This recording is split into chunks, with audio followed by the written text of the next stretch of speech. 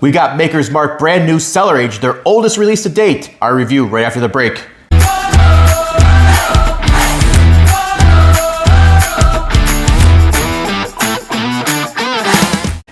Hey everyone, welcome to Bourbon Bums presented by Greene Valley Wine Spirits, 344 Commons Drive, Bolingbrook, Illinois, HBIC. Back with Master Taster Baloney. Let's go, baby. I had to come for this one. Been busy of late, work, life, everything else. Shout out Dougie, shout out Dram Daddy. They're holding down the fort with you, doing some reviews.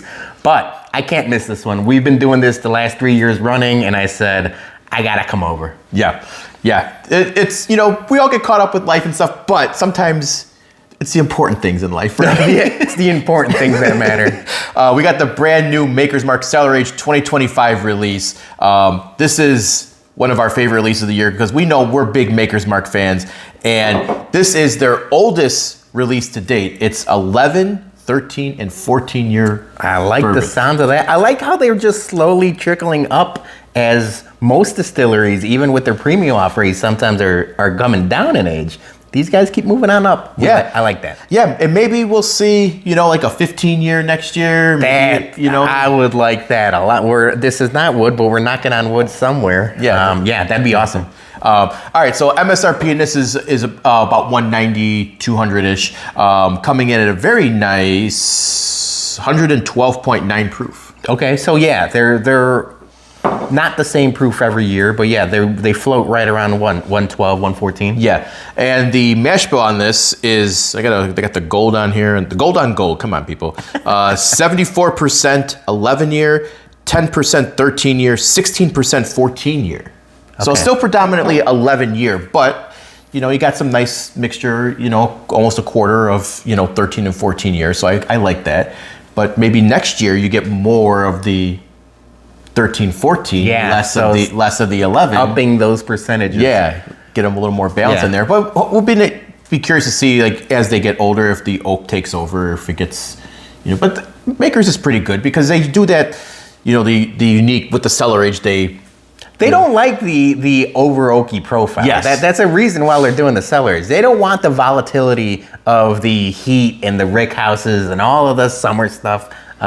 They like doing things their way, and I can respect that. So they do age it in the rick houses, and then when they think it's right, it's going into the limestone cellar. Yeah, and if you haven't been down there, I highly recommend doing the tour, you know, of the distillery and seeing the limestone cellar in person, because it's a really cool sight to be seen. I really think it's a unique thing for bourbon in general. So, but yeah, I mean, not much to say more about, you know, Maker's Mark. You know, you already got your pour there. I need to get in on this. They're peek behind the curtain. You've obviously had it before, and I was like, I at least want to air it out and, you know, give it some time. I know the rule of thumb is typically if you're pouring like a, you know, double-digit aged whiskey, I had read that, like, let it air out a minute for each year that it's. Oh, so, like, you know, you got a 15-year whiskey, let it air out for 15 minutes before you drink it.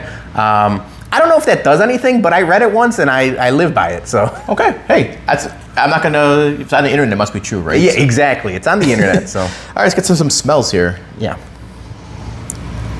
I mean, I'll say it smells like a Maker's product. Yeah. Just those classic, like, desserty notes. Yep. I get like a not even like. I like Makers when it's like milk chocolate. Mm-hmm. I get a little bit of like dark chocolate to this. yeah, like a little bit brown, like a brown sugar as well. You know. yeah, like a Milky Way Yeah. Midnight or something like that. Yeah. Yeah, definite brown sugar. There's this like cinnamon aspect to it too. Yeah, no real. I don't. Not picking up any like real fruit notes to it, but more like chocolate, Yeah, more cinnamon, more desserty. Yeah.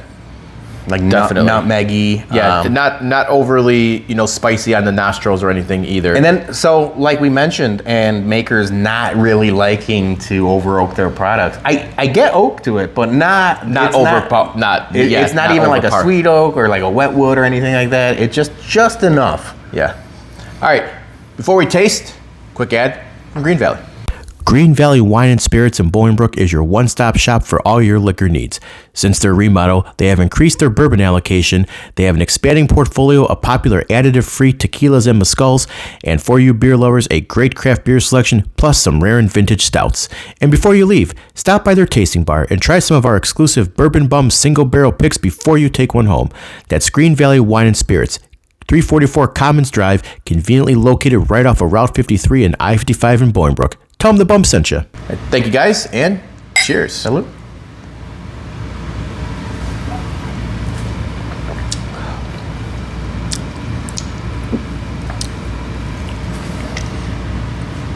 Yeah. Wow. Man, so we didn't really talk about last year's and 2023, the first year they did it. I remember liking 2023 more than 24. You like 24 more than 23, but just that was off the rip. It almost feels like a little combination of the two. Real desserty. It's almost mouth-watering. Chocolate. I get like a little bit of dark chocolate, but then like caramel and butterscotch. Like a lot of real dessert flavors. So in the 23 release, it's 11 and 12 year, and in last year's it's 12 and 13. So this is a blend of 3 different ones. So it's 11. Yeah, so and they're all the same. So since you said you liked, 23 more, maybe that's why, because there's it's more like 23 had more 11. Yeah. And obviously these are all it's all the same maker's mash bill. It's corn, it's wheat, and then some malted barley. I'm gonna go for another sip. Yeah, no, it's not over oaked. It's got like a nice sweety, I almost want to say desserty taste to it, but with a little spice, like just enough to let you know, a little spice on right it. at the end. At the end, there's just enough like baking spices. I get black pepper and cinnamon, the 2 predominant ones for me. But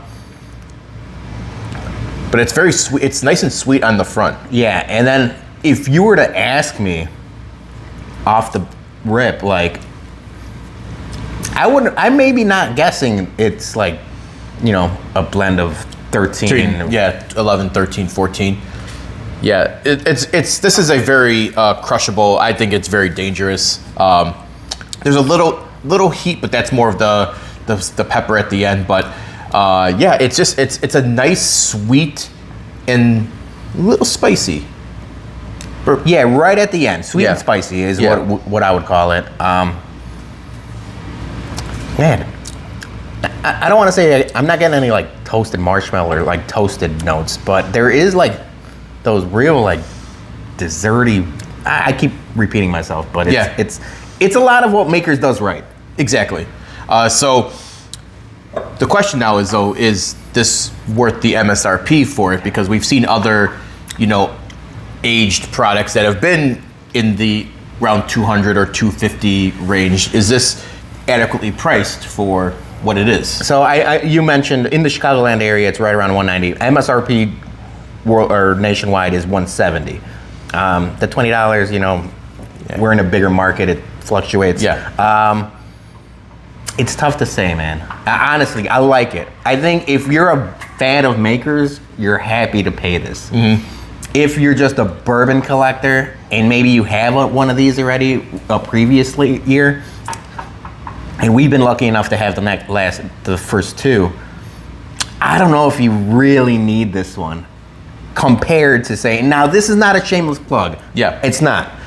But you could find a bunch of store picks. This is our store pick, but you could find a bunch of store picks that are very similar in profile and taste and everything else. Maybe not the age, but the age doesn't really stand out. If we did these blinds, I don't think you'd be able to tell, oh, this is 13, 14 year. And this is like 8 or whatever. I think it's a reasonable point. So 170, almost close to 200 walking out of Chicagoland, compared to what, $69.99? That's where I'm having an issue with the value of it. But it's really good. So if you're a fan of Makers, I think you have to get it. You hunt it, you find it. Otherwise, I'd almost rather try it first. Go to a bar, go to a whiskey collector's bottle share, Yep. and try it there. But it's still really good whiskey. Yeah, it's a very all right. So let's give it some grades. What do you got? I like it. I don't know if it's whiskey of the year contender. I think it might be just like right on the outside looking in, or maybe even sneak in once. Maybe I have another pour or two. I'm going 8.4. 8.4. I'm giving it 8.6. Yeah. I think that's fair and that's reasonable. Really good if you're a Makers fan. Yeah, and I think after we get through allocated season and like all the reviews that come around this time, I think in the wintertime, let's do a blind of Revisit for sure. 23, 24, 25, because I think you said you like 23, I like 24. Who maybe they cross profile and then we think, oh yeah, 25 was the best one. Who knows? Yeah, and that being said, I mentioned liking 23 and you're liking 20. I haven't had either of those in close to a year. I think the last time we did it was right after our Whiskey of the Year last year. So it's been a while. I'd be interesting to do all three. Yeah. Okay, so that is our review for this year's release of Maker's Mark Cellar Age, presented by Greene Valley Wine Spirits, 344 Common Street, Bolingbrook, Illinois. Stop in, tell them the bum sent you, and guys will see you very, very soon. Cheers. Salute.